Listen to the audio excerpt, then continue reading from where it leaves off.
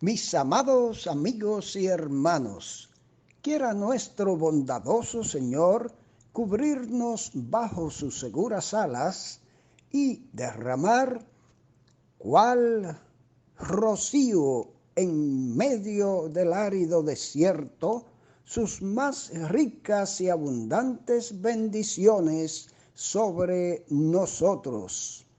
Reciban nuestra cordial gratitud por la fidelidad con que nos acompañan para compartir estos breves minutos de saludable alimento para el alma, rica nutrición para la mente y fresco refrigerio para el espíritu. Y ahora, palabras de sabiduría. Hechos 13, 6 y 7. Y habiendo atravesado toda la isla hasta Pafos, hallaron a cierto mago, falso profeta judío, llamado Barjesús, que estaba con el procónsul Sergio Paulo, varón prudente. Este, llamando a Bernabé y a Saulo, deseaba oír la palabra de Dios. En nuestra meditación anterior, basada en el capítulo 13 del libro de los Hechos, avanzamos hasta el verso 10 con los cercanos y certeros comentarios de Matthew Henry. Hoy nos proponemos navegar en la misma porción y dirección, más los versos 11 y 12, pero apoyados con los ricos y amenos comentarios de don Rubén Vera del devocional diario Meditaciones. Pero antes de entrar en el detalle o los detalles acerca de la porción bíblica de hoy, queremos observar lo siguiente en relación con el llamado y emprendimiento de la obra misionera. Lo primero es que el misionero no es un improvisado, ni esta obra es una obra de improvisación. Aunque por designación, provisión y encomendación divina, Pablo se destacó más que Bernabé en la ejecución del plan de Dios entre los gentiles. Sin embargo, Bernabé fue el mentor y canal que usó el Espíritu Santo para recibir a Pablo, darle las primeras instrucciones y conectarlo tanto con la iglesia de Jerusalén como con la iglesia de Antioquía, el nuevo centro de operaciones del cristianismo. Esto implica que Bernabé tenía mucho más tiempo que Pablo andando rectamente en los caminos del Señor. Además, el hecho de ser calificado por el Espíritu Santo y reconocido por la iglesia de Antioquía como uno de los principales profetas y maestros de esta pujante iglesia, denota que era un consagrado estudiante de la ley y de los profetas.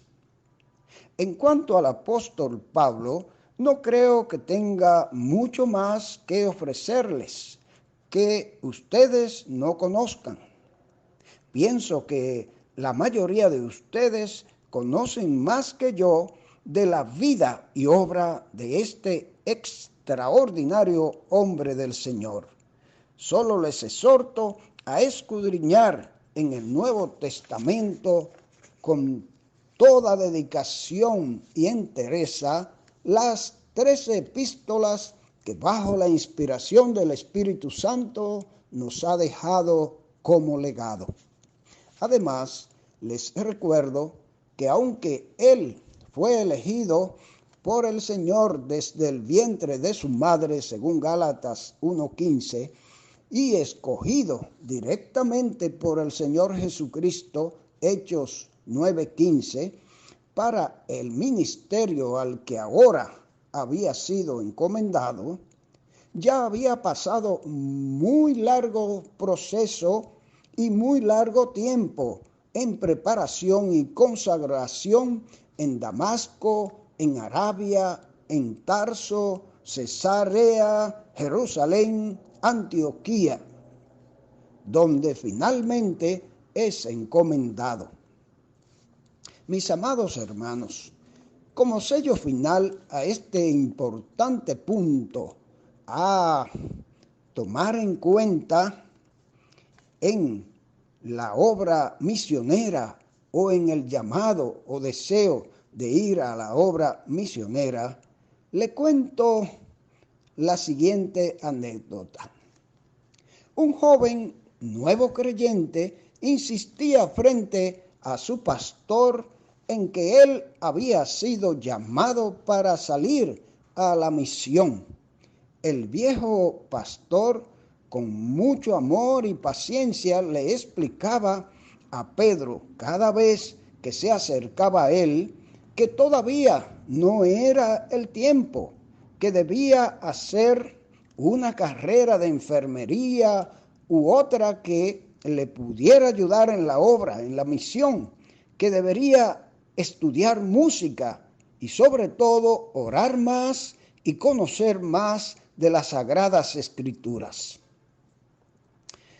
Transcurrió el tiempo y en esa lucha constante con Pedro, que quería irse a la obra misionera, hasta que un día, muy temprano, llega Pedro muy emocionado.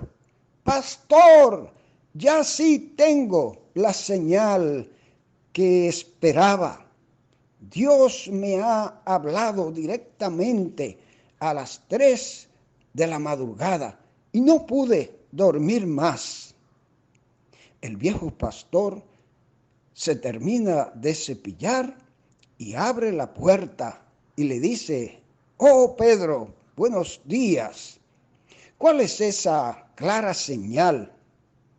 Y él le contesta: «El Señor me iluminó el cielo y me escribió en letras muy grandes: PSM. PSM. Se queda pensando el pastor. ¿Y qué significan esas letras? Pedro: pastor, eso está muy claro. PSM. Pedro, sírveme en la misión. Le responde su pastor, déjame pensar y orar. Vuelve mañana temprano y continuaremos hablando. Cuando Pedro vuelve, muy emocionado de nuevo: Pedro, creo que no entendiste lo que significaba PSM. Sí, pastor, estoy muy claro. Sírveme en la obra misionera. No, Pedro. En cambio, yo entendí que PSM significa Pedro, siembra maíz. Mis amados, aunque parece un poco cruel, la respuesta al emocionado joven fue una respuesta atinada de su pastor para darle a entender que la obra misionera es un asunto muy serio y que no debe tomarse a la ligera, que debemos escuchar a los hermanos con experiencia que nos ayuden y nos orienten adecuadamente. Escuchemos ahora qué nos comenta el hermano Rubén Vera sobre el tema de hoy: Pablo y Bernabé llamados a la misión, parte 2, Hechos 13, 4 al 12. Fue el Espíritu Santo el que envió a estos 2 primeros mensajeros a tierras paganas y lejanas además, Demos todo el énfasis debido a este hecho, pero no olvidemos que fue a la iglesia que se le dio la orden de separarlos y que no estuvo ajena a esta gloriosa empresa. Ella ayunó, oró y los reconoció. Es así como funciona la obra misionera, que realmente hará un trabajo duradero y bendecido. Es la sagrada colaboración del Espíritu con la iglesia lo que se debe buscar. Partieron para Seleucia, que era el puerto de Antioquía, y de ahí navegaron a Chipre, isla de la cual era oriundo Bernabé. Esta isla tenía fama por su corrupción. En ella Venus era la diosa favorita. La vida libertina era lo normal entre sus habitantes, y los forasteros que acudían a participar de las fiestas empeoraban las condiciones, entregándose con todo desenfreno a los actos inmorales que tenían lugar. De allí embarcaron para ir a Salamina, la ciudad más grande de la isla. Por primera vez el Evangelio cruza los mares. Tenían a Juan Marcos de ayudante. No se menciona que hubiera algún fruto de su trabajo en Salamina. Atravesaron la isla hasta Pafos, unos 150 kilómetros sobre la punta oeste. Era la capital y el procónsul tenía la residencia allí. Aquí es donde Pablo tiene que librar su primer gran combate con las fuerzas del mal. Se encontró con dos hombres de muy distinta condición. El primero era un mago llamado Elimas. El segundo, un hombre prudente llamado Sergio Paulo, el procónsul de la isla. A pesar de ser un hombre de ese carácter, había sido engañado por el encantador Elimas, y lo tenían a su servicio como muchos gobernantes lo hacían en aquellos tiempos. Sergio deseaba oír la palabra de Dios, y con este fin llamó a los dos extranjeros que habían llegado a la isla, pero Elimas, el encantador, procuraba apartar de la fe al procónsul. Entonces Pablo, usando de un poder milagroso que utiliza en esta ocasión por primera vez, reprende enérgicamente al mago, el cual fue herido de ceguera, y las tinieblas que pronto lo circundaban son el emblema del error en que él vivía. En cambio, el procónsul, viendo lo que había sido hecho, creyó maravillado de la doctrina del Señor. En todo tiempo y en todo lugar, la predicación del Evangelio obra de la misma manera. Lanza a las tinieblas a quienes se oponen y llena de luz a quienes la reciben. Hasta ese momento Pablo es llamado Saulo. En estos días todos los judíos tenían dos nombres. Uno era judío, por él se los conocía en su círculo de acción. El otro era griego y por él se los conocía en todas partes. Así es como Pablo era Saulo en su hogar y Pablo para el resto del mundo. Puede ser que desde ese momento haya aceptado tan plenamente su misión como apóstol de los gentiles que comenzó a utilizar únicamente su nombre gentil, Pablo. Si fue así, está señalando que desde ahora se ha embarcado en la tarea para la cual lo había separado el Espíritu Santo y que ya no podía volver atrás.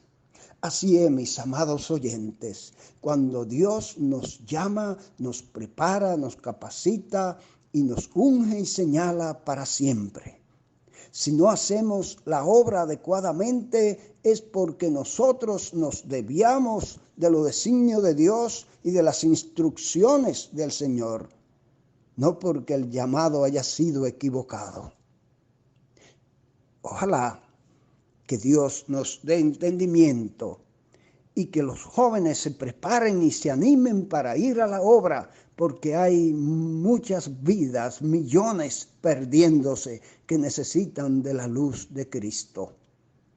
Pero siempre animados, apoyados, encomendados, respaldados por sus iglesias y sus ancianos. Que el Señor nos bendiga, mis amados, y nos ayude a hacerlo así.